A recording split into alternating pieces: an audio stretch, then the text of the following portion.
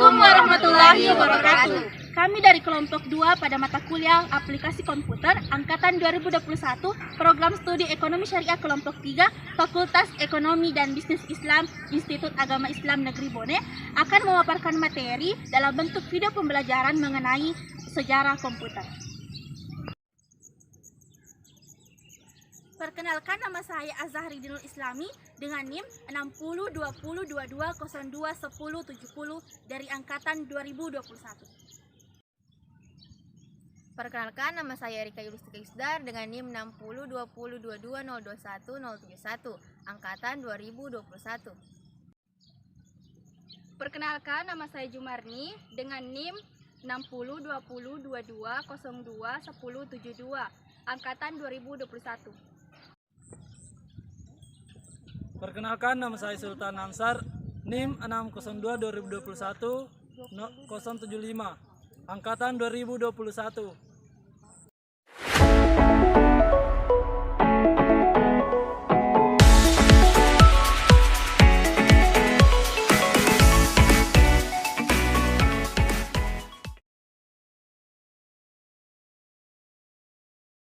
Baik, yang pertama saya akan menjelaskan mengenai definisi komputer. Komputer adalah alat yang dipakai untuk mengolah data menurut prosedur yang telah dirumuskan. Kata komputer semula dipergunakan untuk menggambarkan orang yang pekerjaannya melakukan perhitungan aritmatika dengan atau tanpa alat bantu. Tetapi arti kata ini kemudian dipindahkan kepada mesin itu sendiri. Asal mulanya pengolahan informasi hampir eksklusif berhubungan dengan masalah aritmatika. Tetapi komputer modern dipakai untuk banyak tugas yang tidak berhubungan dengan matematika. Dalam arti seperti itu, terdapat alat seperti slide rule, jenis kalkulator mekanik mulai dari abacus dan seterusnya sampai semua komputer elektronik yang kontemporer. Kata komputer secara umum pernah dipergunakan untuk mendefinisikan orang yang melakukan perhitungan aritmatika dengan atau tanpa mesin pembantu. Menurut Bang Hart, Concise Dictionary of Etymology, kata tersebut digunakan dalam bahasa Inggris pada tahun 1646 sebagai kata untuk orang yang menghitung. Kemudian, menjelang tahun 1897 juga digunakan sebagai alat hitung mekanik. Charles Babbage mendesain salah satu mesin hitung pertama yang disebut mesin analitikal. Selain itu, berbagai alat mesin sederhana seperti slide ruler juga sudah dapat dikatakan sebagai komputer. Charles Babbage yang lahir pada 26 Desember 1792 adalah seorang matematikawan dari Inggris yang pertama kali mengemukakan gagasan tentang komputer yang dapat diprogram. Pada masa itu, perhitungan dengan menggunakan tabel matematika sering mengalami kesalahan. Babbage ingin mengembangkan cara melakukan perhitungan secara mekanik, sehingga dapat mengurangi kesalahan perhitungan yang sering dilakukan oleh manusia. Sejak itu, kemajuan teknologi komputer berkembang pesat. Mesin hitung punya pengaruh besar terhadap dunia, malahan akan menjadi lebih penting lagi di masa depan. Sumbangan pikiran Babbage terhadap perkembangan komputer tidaklah lebih besar ketimbang Aiken atau ketimbang John Mauchly dan G.O. Ixer, yaitu tokoh utama dalam perancangan ENIAC.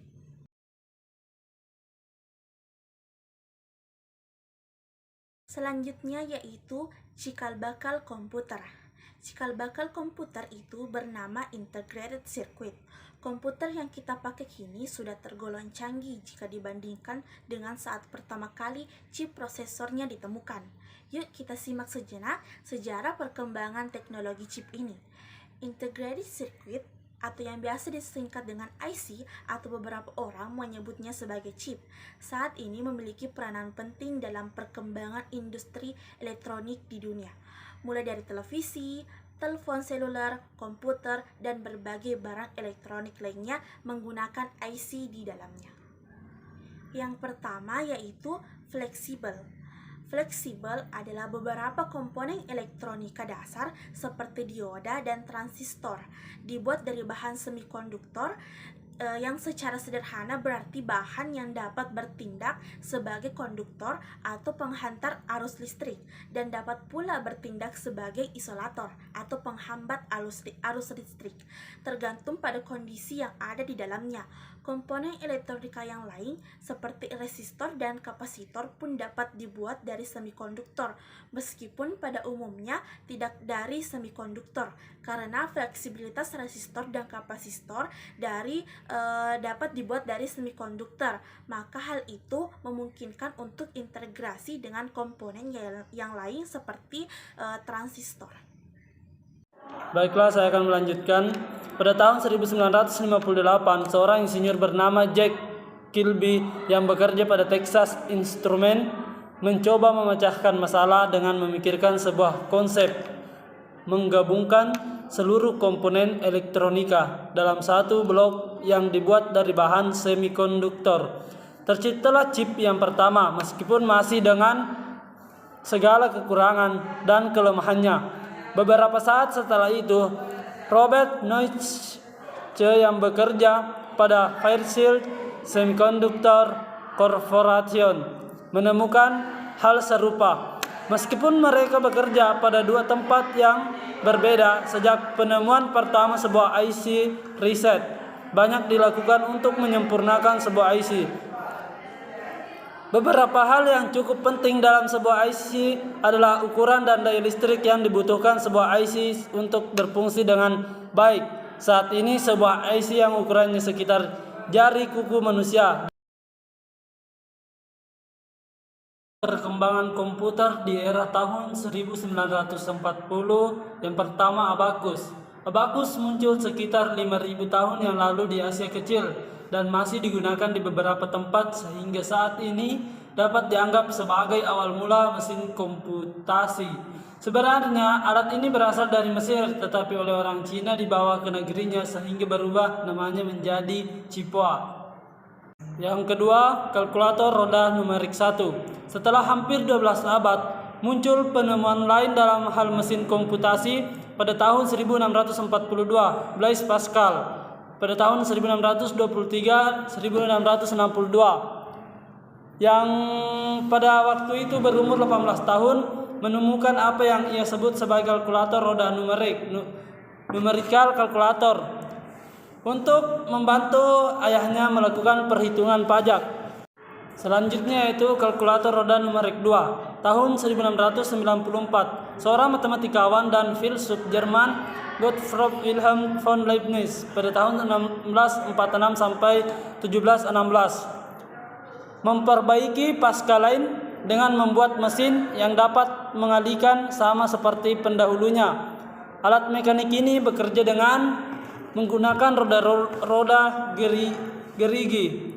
Dengan mempelajari catatan dan gambar-gambar yang dibuat oleh Pascal, Leibniz dapat menyempurnakan alat terakhir. Kalkulator mekanik Carlos Xavier Thomas de Colmar menemukan mesin yang dapat melakukan 4 fungsi aritmatik dasar. Kalkulator mekanik Colmar arithmeter mempresentasikan pendekatan yang lebih praktis dan kalkulasi, karena alat tersebut dapat melakukan penjumlahan, pengurangan, perkalian, dan pembagian.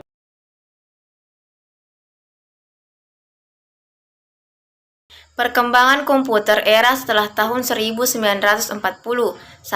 Komputer generasi pertama. Dengan terjadinya Perang Dunia Kedua, negara-negara yang terlibat dalam perang tersebut berusaha mengembangkan komputer untuk mengeksploitasi potensi strategis yang dimiliki komputer. Hal ini tentu saja meningkatkan pendanaan, pengembangan komputer, serta mempercepat kemajuan teknik komputer.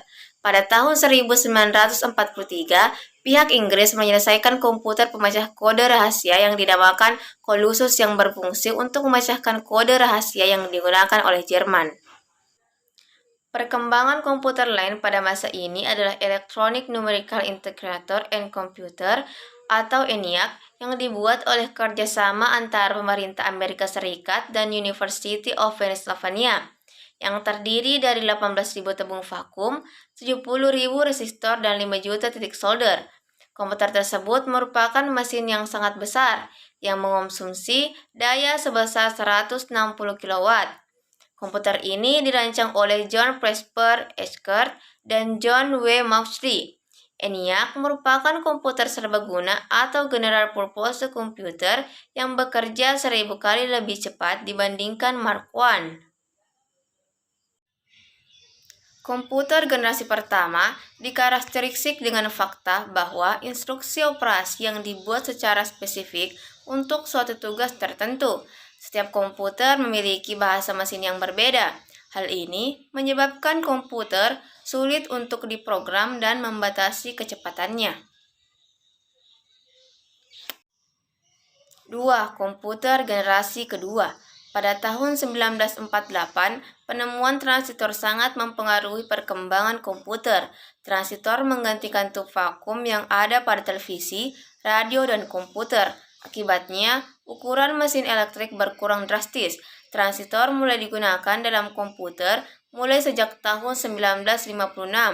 Penemuan lain yang baru pengembangan memori inti magnetik membantu pengembangan komputer generasi kedua yang lebih kecil, lebih cepat, dan lebih hemat energi dibandingkan para pendahulunya. Pada awal 1960-an, mulai bermunculan komputer generasi kedua yang sukses di bidang bisnis, universitas, dan pemerintahan. Komputer-komputer generasi kedua ini merupakan komputer yang sepenuhnya menggunakan transistor. Salah satu contoh penting komputer pada masa ini adalah IBM 1401 yang diterima secara luas di kalangan industri. Adapun komputer generasi ketiga. Walaupun transistor dalam banyak hal mengungguli tub vakum, namun transistor menghasilkan panas yang cukup besar, yang dapat berpotensi merusak bagian-bagian internal komputer. Batu kuarsa atau quartz rock menghilangkan masalah ini. Jeff Hilby, seorang insinyur di Texas Instruments, mengembangkan sirkuit terintegrasi atau IC Integrated Circuit. Di tahun 1958, IC mengkombinasikan 3 komponen elektronik dalam sebuah piringan silikon kecil yang terbuat dari pasir kuarsa. Kemajuan komputer generasi ketiga lainnya adalah penggunaan sistem operasi atau operating system yang memungkinkan mesin untuk menjalankan berbagai program yang berbeda secara serentak dengan sebuah program utama yang berfungsi untuk memonitor dan mengkoordinasi memori komputer. Selanjutnya, komputer generasi keempat. Setelah IC, tujuan pengembangan menjadi lebih jelas, yaitu mengecilkan ukuran sirkuit dan komponen-komponen elektrik. Pada tahun 1981, IBM memperkenalkan penggunaan personal komputer atau PC untuk penggunaan di rumah, kantor, dan sekolah. Jumlah PC yang digunakan melonjak dari 2 juta unit pada tahun 1981 menjadi 5,5 juta unit pada tahun 1982. 10 tahun kemudian, 65 juta PC digunakan. Komputer melanjutkan evolusinya menuju ukuran yang lebih kecil, dari komputer yang berada di atas meja atau desktop komputer menjadi komputer yang dapat dimasukkan ke dalam tas atau laptop, atau bahkan komputer yang dapat digenggam atau plantop. Yang terakhir, komputer generasi kelima sampai sekarang. Mendefinisikan komputer generasi kelima menjadi cukup sulit karena tahap ini masih sangat muda. Contoh imajinatif komputer generasi kelima adalah komputer fiksi HAL 9000 dari novel karya Arthur C. Clarke berjudul 2021 Speech Odyssey. HAL menampilkan seluruh fungsi yang diinginkan dari komputer generasi kelima. Beberapa komputer dapat menerima instruksi secara lisan dan mampu meniru nalar manusia. Kemampuan untuk menerjemahkan bahasa asing juga menjadi mungkin. Fasilitas ini tampak sederhana, namun fasilitas tersebut menjadi jauh lebih rumit dari yang diduga ketika programmer menyadari pengertian manusia sangat bergantung pada konteks pengertian daripada sekedar menerjemahkan kata-kata secara langsung.